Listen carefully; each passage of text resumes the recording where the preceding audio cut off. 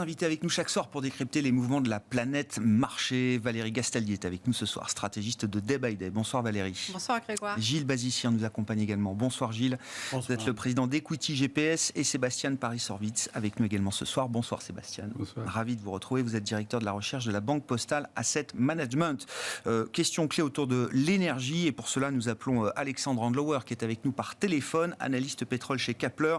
Alexandre, bonjour et bienvenue. Merci de nous éclairer sur la question pétrolière. Le pire n'est jamais certain, a-t-on coutume de dire. Le pire est parfois possible, nous rappellent les dernières heures en l'occurrence. Quand vous regardez la dynamique des prix sur l'énergie et le pétrole en particulier, Alexandre, qu'est-ce que le marché intègre à ce stade et surtout, qu'est-ce que le marché n'intègre pas encore des risques possibles devant nous ? Bonsoir.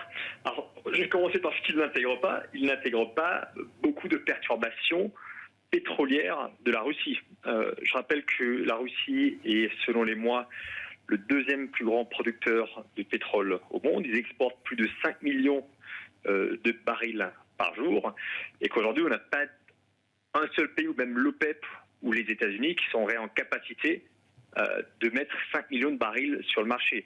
Donc la hausse qu'on a eue aujourd'hui sur les prix du pétrole et qu'on a l'air depuis quelques jours, elle intègre une prime de risque géopolitique, mais en aucun cas, vraiment, on intègre une possible baisse des exportations ou la production russe. Parce que dans le marché pétrolier dans lequel on est, c'est-à-dire avec peu de capacité, des stocks au plus bas depuis 2004, une forte demande, les prix pourraient littéralement s'envoler si Poutine décidait de jouer avec son pétrole. Derrière ceci, Alexandre, il y a une probabilité importante, c'est une menace sérieuse. En clair, qui aurait le plus de coups à prendre dans cette histoire ? Parce que la Russie, Moscou, dépend aussi quand même énormément des recettes pétrolières. Il n'y aurait que des perdants. Il y aurait que des perdants parce qu'en fait, des hausses de prix créent évidemment potentiellement derrière une baisse de la demande que personne ne veut. Donc c'est un scénario qu'on ne peut pas écarter, mais qui n'est pas le scénario privilégié. Mais je tiens quand même à préciser qu'on a eu des baisses d'exportation au niveau du gaz. Et c'est sur le gaz aujourd'hui qui a beaucoup de peur. Les prix du gaz en Europe montent de plus de 50%. Donc c'est pas impossible non plus qu'à un moment, Poutine, qui aime beaucoup les rapports de force, commence à faire peur, surtout aux États-Unis. Je rappelle quand même que c'est le premier consommateur de pétrole au monde. Ils ont du pétrole de schiste, mais c'est pas suffisant par rapport à leur consommation. Donc, si Poutine veut vraiment faire peur, on est loin encore d'avoir vu des prix qui seraient cohérents avec ce type de stratégie. C'est ce que vous dites, Alexandre. C'est ça, un baril à $35, ça n'inclut pas une baisse des exportations ou la production de la Russie. Donc on pourrait littéralement aller beaucoup plus haut si Poutine commençait à faire peur sur cette thématique. Merci beaucoup Alexandre, merci pour cette introduction qui va nous permettre de poursuivre la discussion en plateau. Alexandre Andlauer qui est avec nous par téléphone, analyste pétrole chez Kepler. Donc nos invités en plateau. Sébastien, si vous voulez commencer, et notamment sur la question énergétique, la situation géopolitique en toile de fond, bien sûr. Oui, avant de parler de guerre, et je pense qu'ici, il n'y a personne qui est spécialiste des affaires militaires, effectivement, on essaye de voir quelles sont les conséquences. Et comme Alexandre le rappelait, c'est vrai que la courroie de transmission du pétrole, de l'énergie, notamment pour l'Europe, mais pour le monde, parce que l'équilibre énergétique serait modifié si le deuxième ou troisième producteur mondial venait à jouer sur cette arme, ou en tous les cas, si des contraintes à l'approvisionnement de l'Europe, notamment avec de l'énergie russe, venaient mise à mal. Donc, qu'est-ce qui se passerait ? Le prix du pétrole s'envolerait, comme le dit Alexandre, on est à $100, on pourrait aller très haut, on a touché, rappelez-vous, c'est $150 ou proche de $150 en 2008, on pourrait aller peut-être encore plus haut, parce qu'on n'a pas les fameux 5 millions de barils dont parlait Alexandre, ils n'existent pas. On pourrait rajouter l'Iran, si jamais on va plus 800 000 barils. Voilà, 800 à 1 million, on peut aller jusqu'à 1 million d'après les spécialistes, donc ça, c'est pas le bon substitut. Donc on irait plus haut. Mais qu'est-ce qui se passerait ? Ce qui est important, c'est de voir que cette hausse entraînerait sûrement une récession mondiale. Et une autre thématique qui changerait, c'est le regard qu'on porte sur les banques centrales. Donc il faudrait accommoder cette hausse des prix. Et paradoxalement, les gens ne le comprendraient pas beaucoup. Dans une période où déjà l'inflation est élevée, on aurait plus d'inflation. Mais la façon dont la lecture des banques centrales, ça sera de voir ça comme un choc récessionniste. Il faut accommoder ce choc. Et donc, tout ce qu'on s'est dit sur plusieurs mois maintenant qu'il fallait normaliser la politique monétaire, ça n'arrivera pas. Donc, c'est un élément de soulagement, mais ça aurait du mal à compenser ce choc récessif qui va rogner le pouvoir d'achat des ménages, va rogner le pouvoir d'achat des entreprises. Donc, on se retrouverait dans un choc presque déflationniste à terme, avec l'espoir que ceci se règle. C'est-à-dire qu'à un moment donné, la demande va beaucoup baisser dans ce scénario-là. Donc on n'aurait par exemple pas autant besoin du pétrole russe, mais on se retrouverait dans une situation d'une croissance potentielle amoindrie. Donc le scénario est disons, rien qu'en prenant par cette partie et le petit coup de la il y a un risque de rupture dans le scénario macroéconomique très fort. Complètement. Et donc, après, il y a d'autres dimensions. C'est-à-dire les dimensions politiques, ils sont difficiles à mesurer. Vous le rappeliez, Grégoire, au départ. C'est quelque chose d'inédit. Depuis, on a vécu la guerre froide, on a vécu après la guerre avec des frontières qui n'ont pas beaucoup bougé. On a fait bouger quelques-unes dans tout. À l'Est, on a pas mal de frontières qui ont bougé. Il y a la Crimée qui a déjà été annexée. Il y a une partie de la Géorgie qui a été annexée déjà. Mais là, tout à coup, on a un vrai changement de domination russe et avec des tensions qu'on n'avait pas. Et donc, on crée un climat anxiogène et dangereux en Europe qui aura aussi un impact économique. Quand les gens ont peur, ils consomment moins, ils ont l'activité en général va moins vite. Et tous ces investissements qu'on a faits en croyant que notre partenaire russe était un partenaire fiable, voilà, vous parliez de Renault, des grandes entreprises françaises. Les banques s'étaient désengagées en partie, mais pas complètement. Les banques autrichiennes restent très exposées en Russie ou à l'Ukraine. Donc, non, on se retrouve dans un cadre macro et de sentiments qui n'est pas très porteur pour la croissance, en tous les cas. Et sur la question énergétique, au-delà du spike et de, je ne sais pas, jusqu'où les prix du pétrole peuvent monter, la question clé à laquelle on ne peut pas répondre aujourd'hui, c'est quel sera le prix moyen de l'énergie, du coût d'approvisionnement énergétique pour l'Europe sur 3, 6, 9 mois devant nous. On ne peut pas dire, mais ça commence, le premier problème qu'on a en Europe, on a créé ce problème nous-mêmes. C'est-à-dire que nous, on est en train, comme beaucoup de pays, on est dans une transition énergétique. Et on a fait ce pari, l'Allemagne en particulier a fait ce pari, que quand il a abandonné le nucléaire, il est passé au charbon.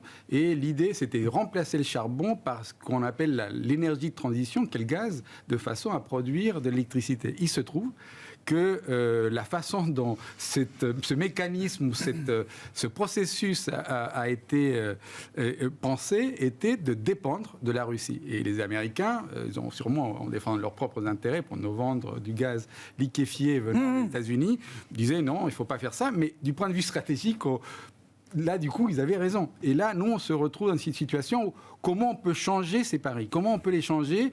Et comme vous le dites, c'est pas immédiat, c'est pas 6 mois, c'est des années. Si on veut les changer, et ça prendra forcément des années. Et surtout que, encore une fois, on est en transition énergétique et on s'est dit qu'on allait investir dans les énergies renouvelables et que finalement on allait arrêter tout ce qui était fossile. Donc tous ces pays qui vendent de l'énergie fossile allaient plus ou moins avoir du mal. Mais c'est pas immédiat. On voit bien que c'est beaucoup plus lent que ça. Et donc la Russie reste incontournable. Bon, Gilles, commentaire très libre sur la situation, quelles sont les dimensions là qui vous intéressent. Voilà, on réfléchit en tant que participant de marché, investisseur, etc. Sûr, nous, on suit beaucoup parmi les facteurs externes pour apprécier l'évolution ultérieure des marchés actions. Un ratio qui est le ratio dépenses de pétrole dans le monde divisé par le PNB mondial depuis 1974. Et on a une moyenne, et puis quand on arrive à une moyenne plus une standard deviation, à partir de là, on observe que les performances ultérieures des marchés actions sont moins bonnes que quand le ratio dépenses de pétrole divisé par PNB mondial sont soit normales, soit encore mieux à la moyenne, moins une standard deviation, ce qui était le cas récemment encore, quand on a fait brièvement atteint un cours négatif ponctuel sur une anomalie de futurs pétroliers il y a 2 ans. Donc l'idée, c'est quel est le coût pétrolier de ma croissance, quoi, c'est ça. C'est ça, mais tout simplement parce que quel est pour le coût mondial, le coût pétrolier que j'engage pour un point de croissance. C'est ça. Pour le MSCI World, c'est les sociétés cotées, c'est très largement une économie consommatrice de pétrole.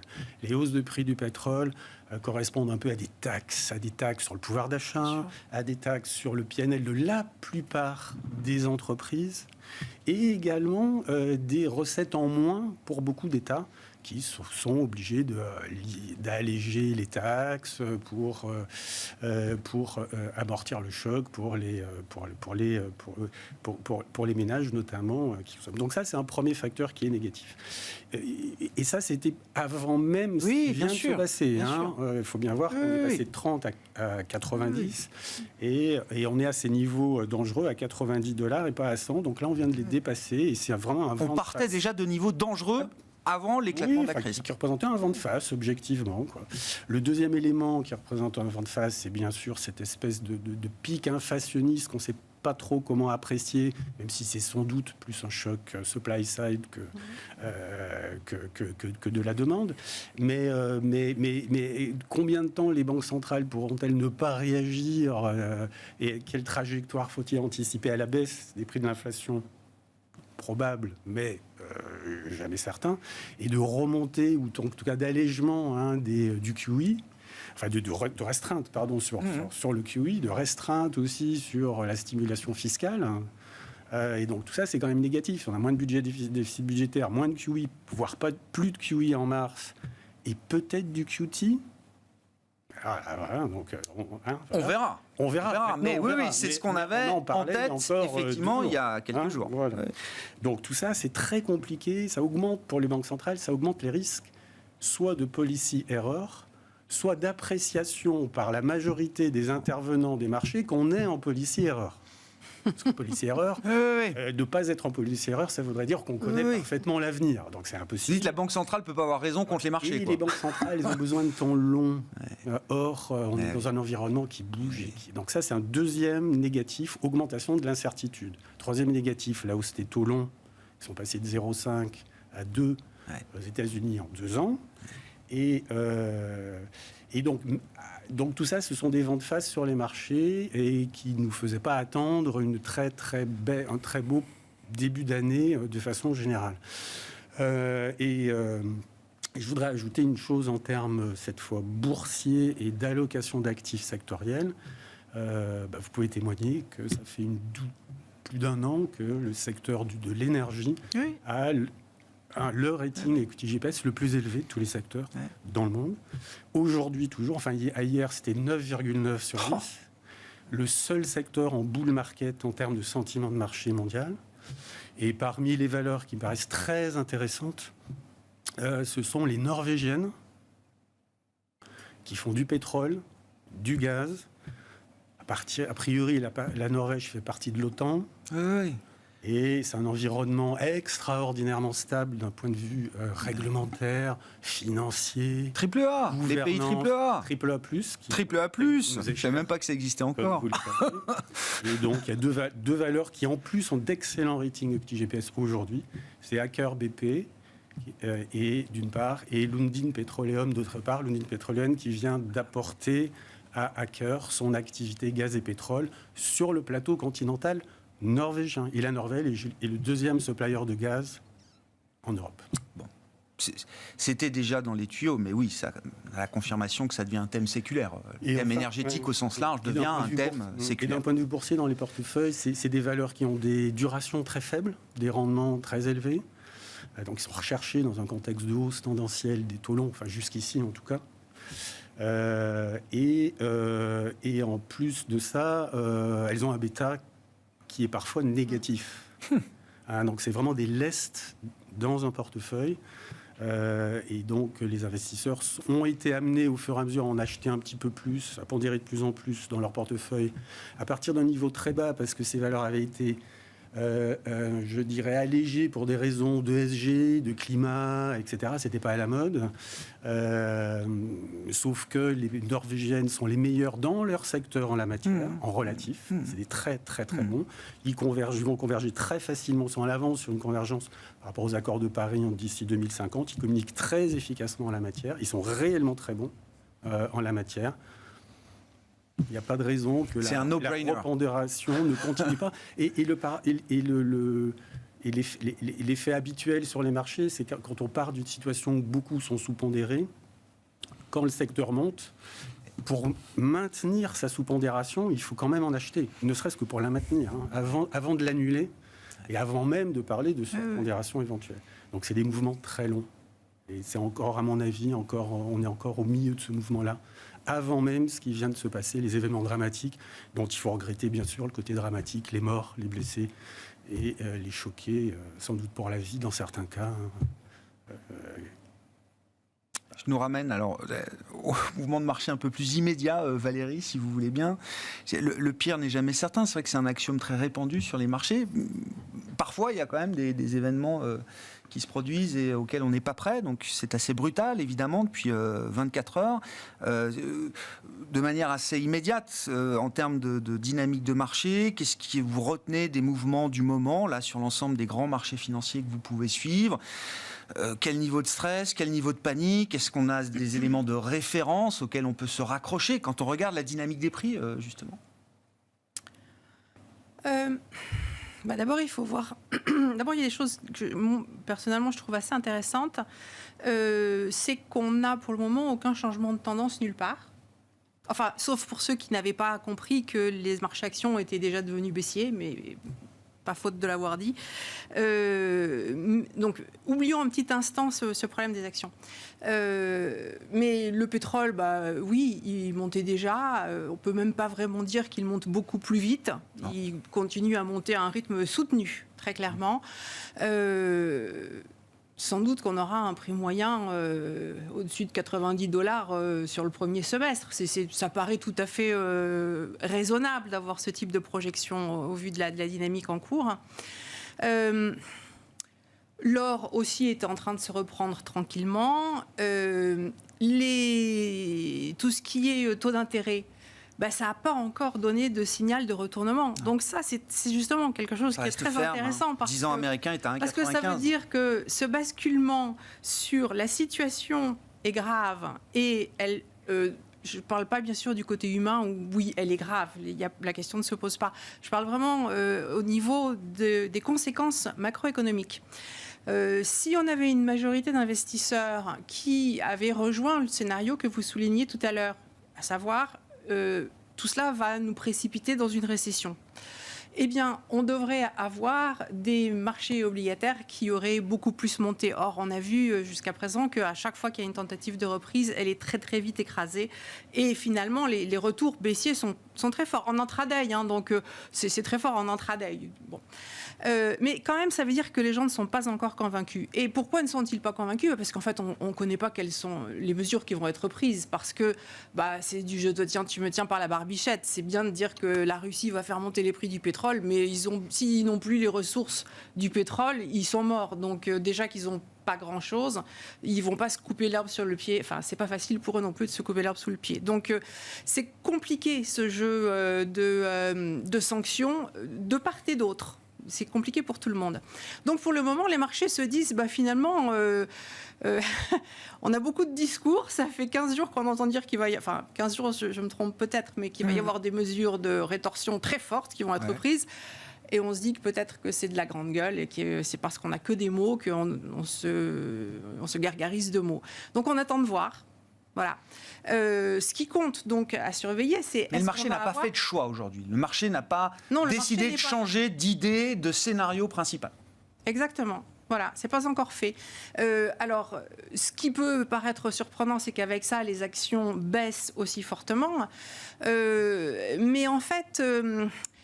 Sur les marchés actions, on était arrivé dans une situation, pour moi, qui était de toute façon beaucoup trop exagérée, dans laquelle, très clairement, on avait, notamment sur les marchés américains et sur le S&P, un niveau de complaisance, mais alors, sincèrement, c'est phénoménal. C'est absolument phénoménal. La dernière fois où j'ai mis à jour mes indicateurs un petit peu longs, etc., j'ai pris peur quand j'ai vu, j'ai vu les résultats. Cette complaisance que vous avez observée, elle date de quand, Valérie ?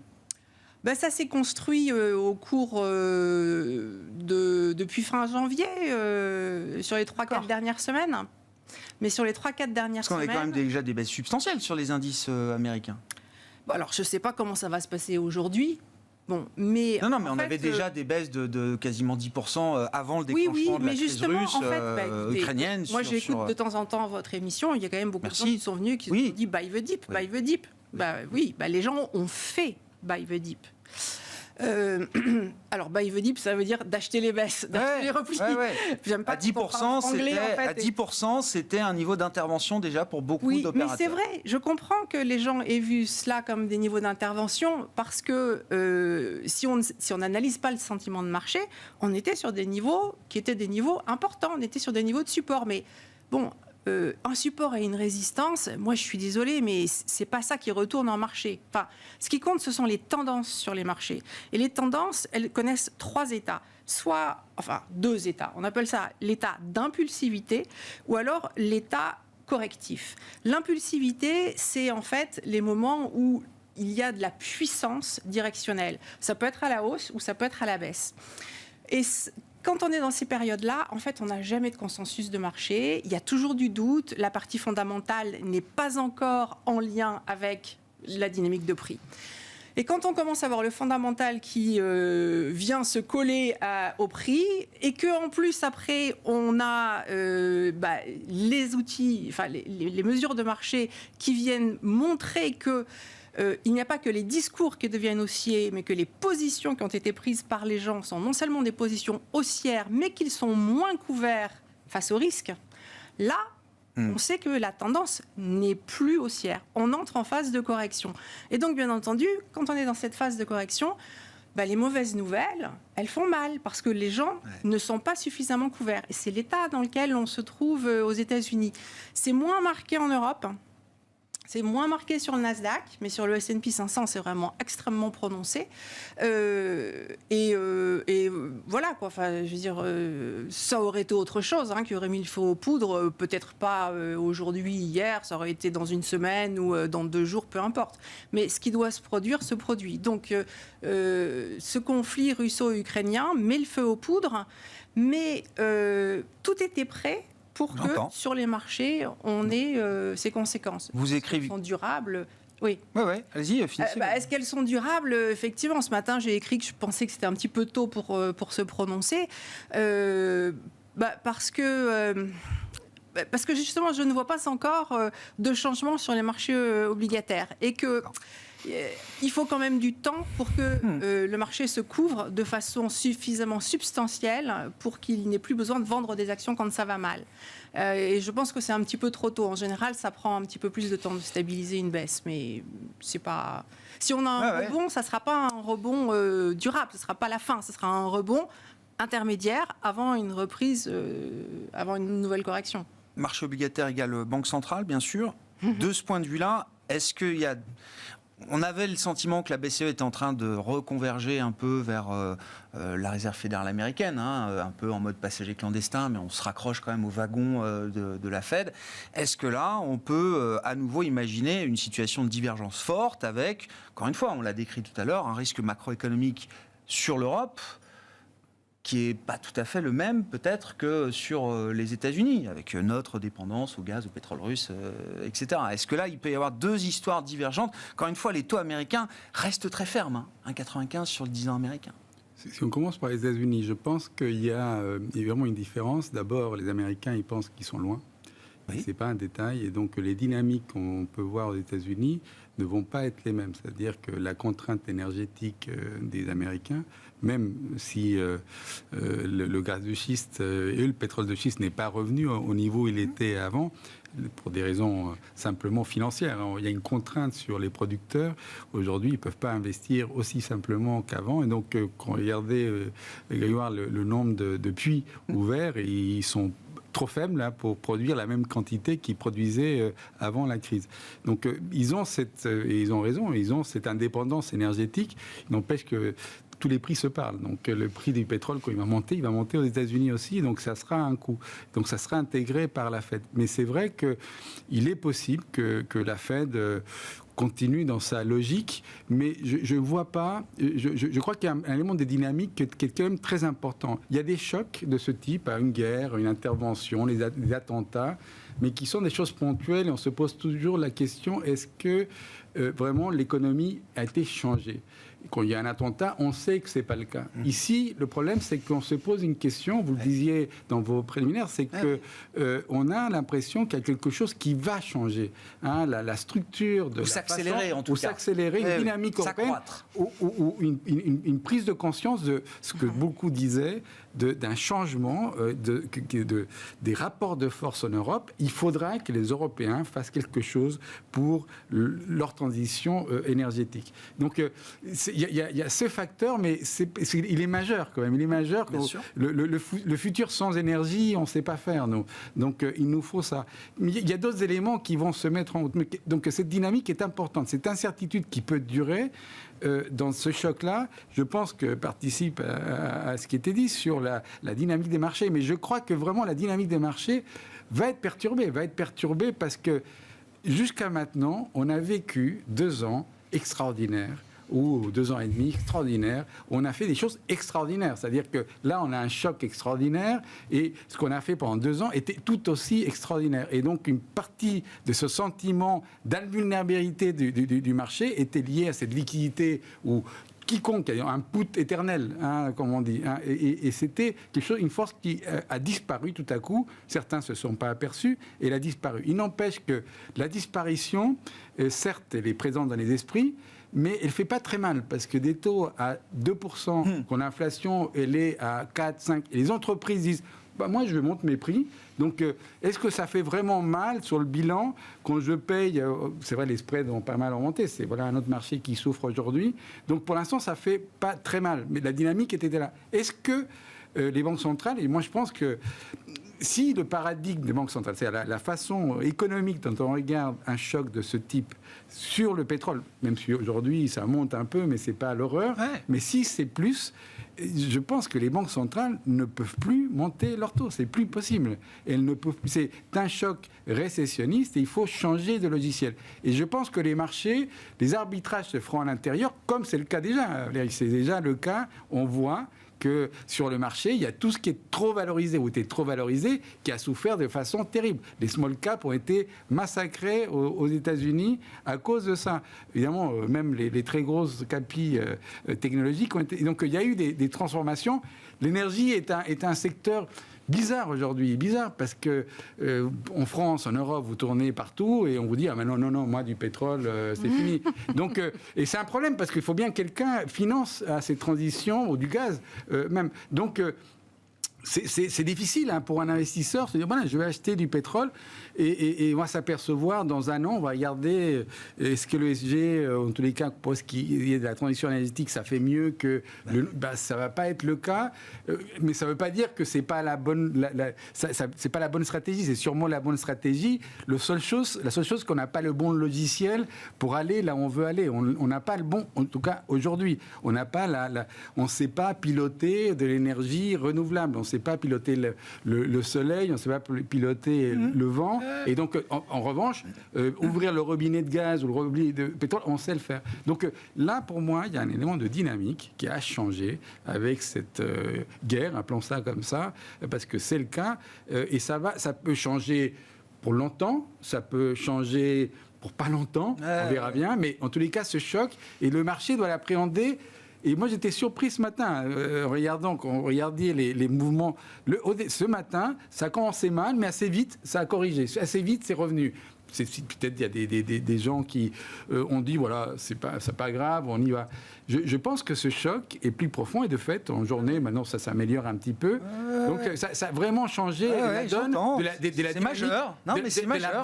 De la base sur laquelle on réfléchissait jusqu'à maintenant. Peut-être on va revenir en une semaine, là on était il y a une semaine. Oui, mais peut-être pas. Mais peut-être pas. Oui. Et donc c'est plus difficile, simplement plus difficile. C'est plus difficile. Vous vouliez réagir, Valérie et puis Gilles? Non?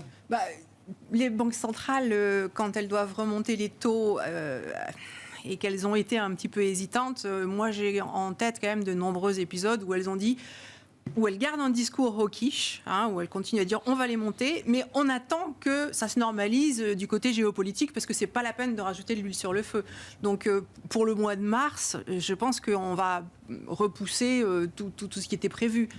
Bon, peut-être aux États-Unis, ils vont quand même cesser les rachats d'actifs, mais je pense que c'est un petit peu le pire de ce qu'on puisse envisager. On ne peut plus imaginer quelque chose d'agressif. Le ton sur ce qui va se passer immédiatement et sur le calendrier, ils vont dire que le calendrier est mis en suspens. Suspendu. Oui, bien sûr. Est suspendu. Bien sûr. Parce que c'est ce qu'il y a de raisonnable. Enfin, en plus, en Europe, on a une balance entre ceux qui sont pour la normalisation et ceux qui sont pour laisser courir encore avec beaucoup de souplesse, qui n'est pas très, très dissymétrique. Bon, donc... Ça va vite revenir, de toute façon. 10 mars, déjà demain, prise de parole de Christine Lagarde.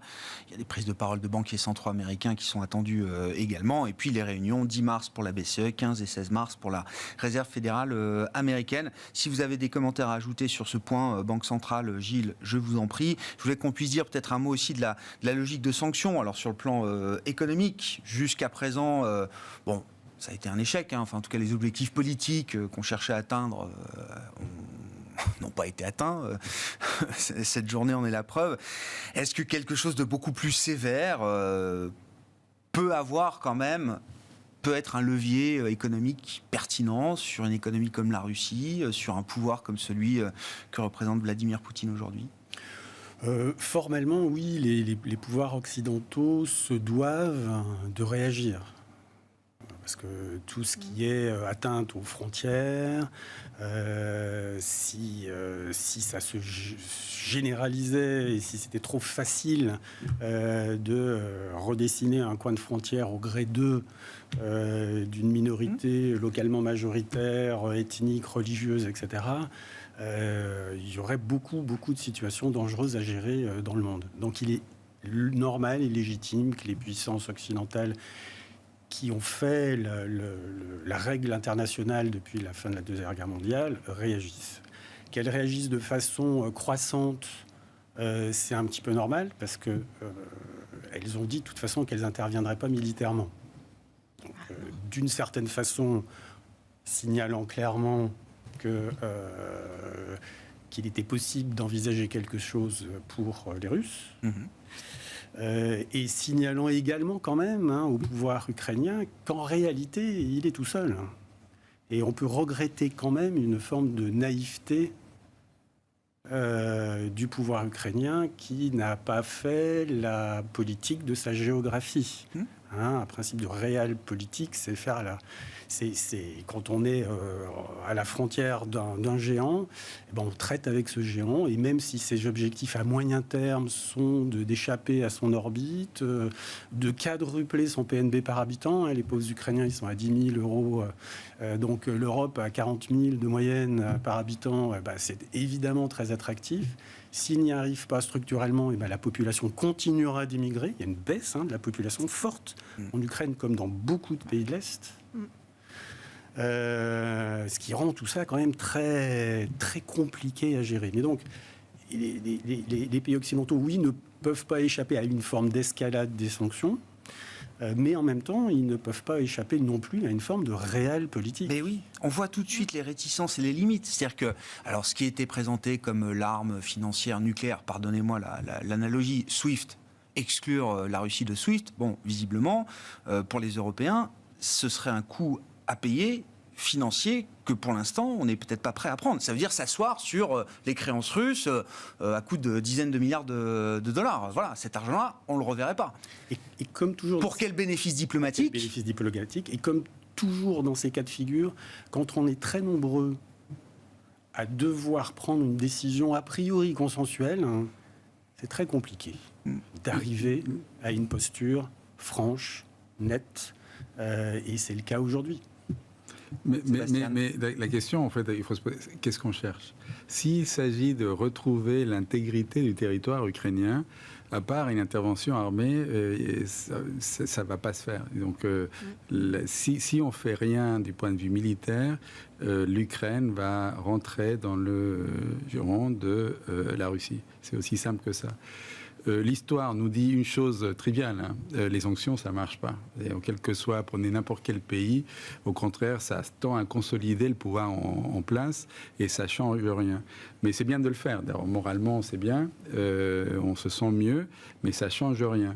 Et malheureusement, l'équation, elle est terrible pour l'Europe en particulier. On voit bien que vraiment, c'est là où ça ferait mal, c'est limiter la capacité de se procurer des devises pour acheter toutes les choses qu'ils n'ont pas, les Russes. Et or, c'est comment ils se procurent ces devises en exportant des choses dont tout le monde en a besoin, c'est-à-dire des matières premières. C'est-à-dire qu'il n'y a pas plus essentiel que des matières premières. Et pas de bol, toutes ces matières premières, aujourd'hui, sont devenues rares et sont impossibles. Donc, on va faire des sanctions. La sanction de long terme, c'est celle, on arrête, comme on disait, Nord Stream 2, et on remplace ces ressources énergétiques pour l'Europe avec d'autres qu'il faudra produire. Donc là, on passe au problème ESG. Il va falloir faire des trous quelque part pour trouver plus de gaz, plus de pétrole pour remplacer le... Bon, bref, on rentre dans une dynamique.